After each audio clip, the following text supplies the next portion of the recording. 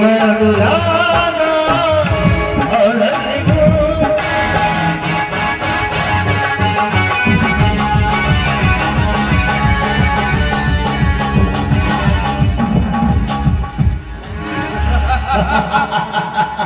ಕೆಂಪೇಗೌಡ, ನಾನು ನಿನ್ನ ಸೂತ್ರದ ಗೊಂಬೆ ಹಾಕ್ಬೇಕಾದ್ರೆ ನನಗೂ ನಿನಗೂ ಡೀಲ್ ಆದದ್ದು 50 ಲಕ್ಷ.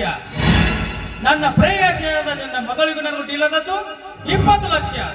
ಡೀಲಿಗೆ ಡೀಲ್ ಸಲೀಸಾಗಿ ಸಾಕು. ಇಲ್ಲವಾದರೆ ಗೌಡ, ನಿನ್ನ ಮರ್ಯಾದೆ ಮಣ್ಣು ಪಾಲು, ನಿನ್ನ ಮಗಳ ಪ್ರಾಣ ಯಮನ ಪಾಲು.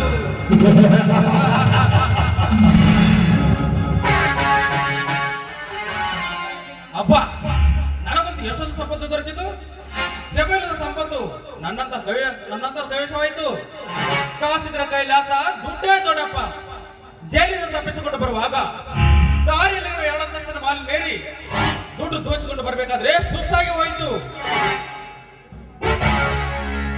ಓಹೋ, ರಾತ್ರಿ 2:30 ಸಮಯ. ದರೋಡೆಕೋರರು ಧುಮುಕಿ ಸಿರಿ ತುಂಬಿರುವ ಖಜಾನೆಯನ್ನು ಬರಿದು ಮಾಡುವ ರಾತ್ರಿ. ಈ ರಾತ್ರಿ ಭೂತ ಪಿಶಾಚಿಗಳು ಕೊಳ್ಳೆ ಹೊಡೆದು ಭಯಪಡಿಸುವ ರಾತ್ರಿ. ಈ ರಾತ್ರಿ ಕಾಮಿಷ್ಟರು ಸುಂದರವಾದ ಚೆಲುವೆರ ಶೀಲವನ್ನು ಭಂಗಗೊಳಿಸುವ ರಾತ್ರಿ.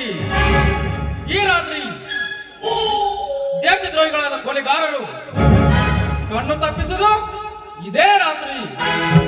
ನಾನು ಹೇಳುವುದು ರಾತ್ರಿ, ಜಗದಲ್ಲಿ ನಡೆದಿದೆ ಜಾತ್ರಿ. ಅಪ್ಪ, ಪೊಲೀಸ್ ಸ್ಟೇಷನ್ಗೆ ಬರೋದಲ್ಲ, ನಾನು ಇಲ್ಲಿಂದ ಪರಾರಿಯಾಗುವುದು ಒಳ್ಳೆಯದು. ಇಲ್ಲವಾದರೆ ಸಂಕುಲಿಗಳು ನನ್ನ ಕೈಸಿರುವುದರಲ್ಲಿ ಸಂದೇಹವೇ ಇಲ್ಲ.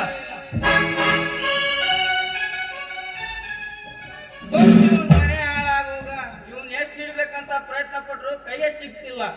ನಮ್ ಡಿಪಾರ್ಟ್ಮೆಂಟ್ ಕಣ್ಣಾಗ ಉಳ್ಕೊಂಡವನ. ಇವನು ಕೈ ನೋಡ್ಕೋತೀನಿ ಆಮೇಲೆ.